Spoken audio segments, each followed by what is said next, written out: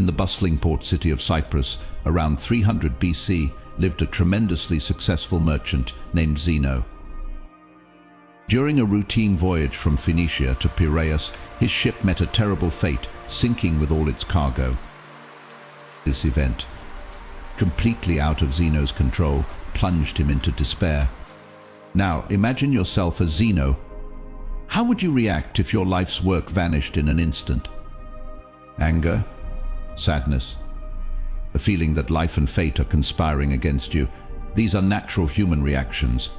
But not for Zeno, the man who would become the father of Stoicism. A minor change can have lasting consequences, but a slight shift in your mindset can produce far greater and more impactful results in the future.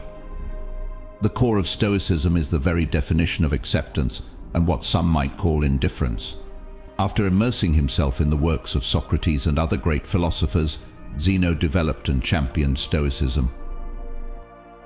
According to Zeno, while we have little control over what happens to us, we have absolute control over how it affects us.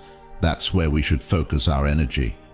Instead of dwelling on lost possessions, Zeno focused on maintaining his composure, remaining calm and neutral despite his hardship. Today, many perceive Stoics as unemotional pillars of strength. However, the original Stoic philosophy went far beyond that. More than a way to describe unemotional people, Stoicism was a way of understanding the world, a philosophy for living that has endured for centuries.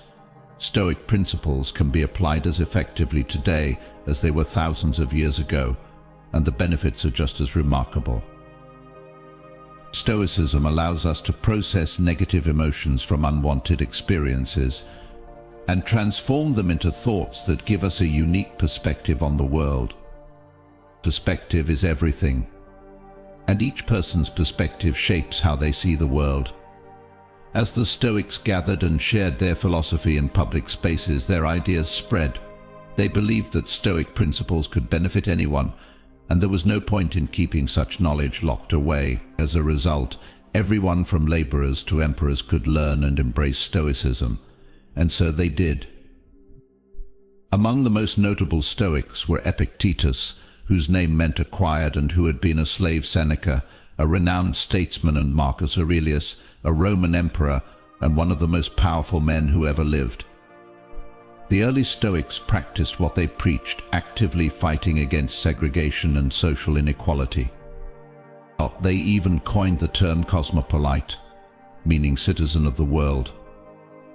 When we hear that word today, we think of diverse cities like New York, Toronto, Dubai, and London.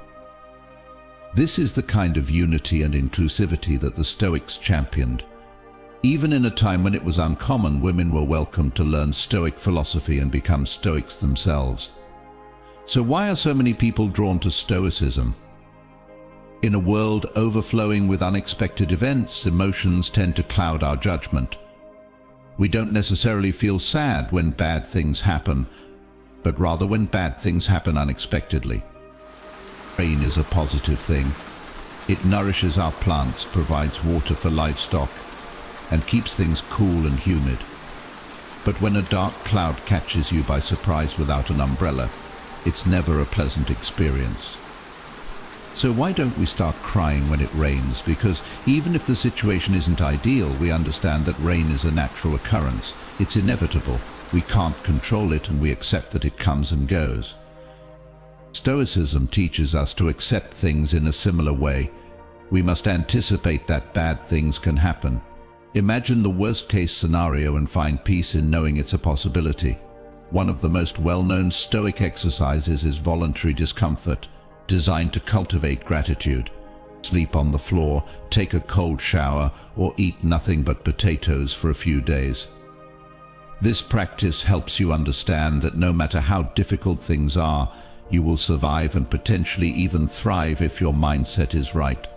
Enduring these uncomfortable situations prepares your mind for future hardships. In today's world, bombarded by advertising every second, we're constantly told that happiness is tied to external possessions, a certain car, a specific appearance, a certain amount of money. This message is more important than ever to challenge. We arrive in this world knowing nothing. We learn and grow through experiences at home, at school, and by observing the world. These three sources of knowledge teach us in different ways, but the question is, do we need to internalize everything? If we do, we might unknowingly set unrealistic expectations for ourselves, leading to disappointment and dissatisfaction. That's not a healthy way to live. We should focus on honing our own skills and becoming better versions of ourselves, attaching any external hope or secondary desires to our actions almost always leads to disappointment. Often we fill that void with external things, spending all our money on a car, a house, or even starting a family. We pursue these things for their perceived value, not their intrinsic worth. Stoicism teaches that basing your happiness on external factors puts it at the mercy of forces beyond your control. Cars get damaged, natural disasters happen, and divorce rates increase. But even the free things in life come at a cost of space, physical and mental. As Seneca wrote, learning to live with less creates space in your life for the things that truly matter. We should base our happiness on our inherent value as human beings, not on what we have or can acquire. We should strive to maintain composure no matter what life throws our way. Because despite our desires, we have no control over what happens to us, but we have complete control over how we react. That's the dichotomy of control, the cornerstone of Stoic philosophy. The Stoics teach us to distinguish between what we can control and what we can't, to define our worth by the things within our control, not by external factors. Striving to achieve goals is admirable, but falling apart when things don't go according to plan is, from a Stoic perspective, pointless. Making YouTube videos might seem easier than being a Roman emperor, but it can still be challenging. Brainstorming ideas takes forever, only to have to scrap them and start over.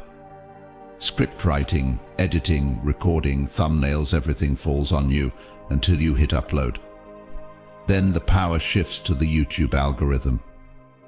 Even so, many YouTubers judge their success solely on views, subscribers, or follower count. These metrics are largely out of your control. I don't think so either, even though my channel is just 3 months old, and I have 70 subscribers. The reason I'm still here and pushing myself to do better is because of my subscribers. I believe they are the seeds of success, so I'm going to keep working hard for what I believe in. The Stoics teach that success should be measured by the effort you put in, not by the outcome of external factors. Trust the process. Imagine someone who has diligently performed at their job for the past 6 months. Feeling they deserve a promotion, they present their performance report to their boss. The boss thanks them, doesn't grant the promotion, and they leave feeling like a failure. They don't consider the boss might have been in a bad mood. Someone else might have been more qualified at the time, or the company could be facing financial difficulties. They don't know the reason, but they're still upset. If they had simply valued the quality of their work and continued striving for the promotion, they might have been happier overall. This shift in perspective is crucial. A true Stoic doesn't measure success by financial gain, but by the tranquility that comes from things money can't buy. Stoicism revolves around 4 core virtues: wisdom, courage, temperance, and justice. Wisdom is the ability to distinguish between internal and external factors, and to choose our response to events. As Viktor Frankl said, there is a space between stimulus and response, and in that space is our power to choose the response. For the Stoics, the value lies in persistence and resilience. Temperance is about doing more with less, saying more with less. Just like I've done here. While Jeff Bezos and Elon Musk squabble at the top of the Forbes list, Stoics believe true wealth lies in having enough to meet your needs, with a little extra. Justice is the most important virtue. It signifies that we should cause no harm to others, because we are all born to connect and support each other, not to serve ourselves. Nelson Mandela, one of the most celebrated African leaders, was sentenced to life imprisonment for fighting against apartheid. After spending 27 years behind bars, he was finally released and became president of South Africa. Many expected him to brutally punish those responsible for his imprisonment, but he didn't. During his time in prison, Mandela had studied the works of Marcus Aurelius and embraced Stoic principles. Instead of seeking revenge, he urged his people to forgive and rebuild. He understood that the past was out of his control, and the only path forward was to move on. That's the Stoic way. In modern medicine, Stoicism forms the foundation for therapies like rational emotive behavior therapy and logotherapy. REPT helps patients identify negative thought patterns causing emotional and behavioral problems. By logically questioning the reasoning behind these thoughts, many can be recognized as unfounded and replaced with more productive and healthy beliefs. Logotherapy focuses on the Stoic principle that humans are driven by purpose. Even in the darkest moments, we can find meaning and happiness by discovering that purpose. But this is easier said than done. We need to rewire our thinking, discarding old patterns and adopting new ones. We need to replace problems with a focus on self-worth. By refocusing our definition of value on things within our control, we can stop obsessing about the uncontrollable. That's the key to a more fulfilling life. Stoicism helps us navigate the storms of life, past and present, leading us to calmer waters. And if the ship sinks and we end up overboard, we will have the peace of mind, knowing we lived a life of meaning. Because remember, everything happens for a reason, even if we can't always see it in the moment. Thank you for joining us on this journey of empowerment and growth. Remember, greatness awaits those who dare to pursue it. Don't forget to subscribe to our channel and hit the like button if you've been inspired. Until we meet again, continue to strive for excellence and embrace the power within you. Together, let's create a legacy of inspiration and resilience. Stay tuned for more life-changing content. See you at the top.